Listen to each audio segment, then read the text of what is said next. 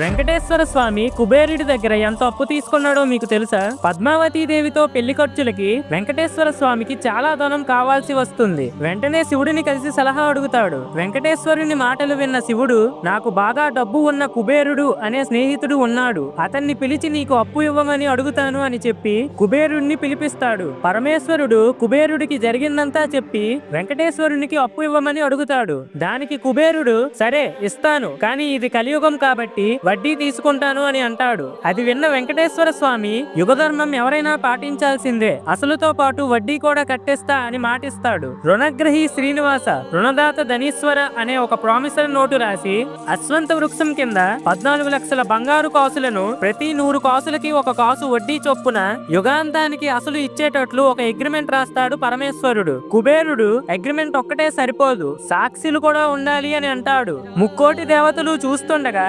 పరమేశ్వరుడు, బ్రహ్మదేవుడు, అశ్వంత వృక్షం వీళ్ళు ముగ్గురు సాక్షి సంతకాలు పెడతారు. దేవతలందరి సమక్షంలో కుబేరుడు వెంకటేశ్వర స్వామికి 14 లక్షల బంగారు కాసులను అప్పు ఇస్తాడు. ఫ్రెండ్స్, గోవిందా గోవిందా అని కామెంట్ చేయండి.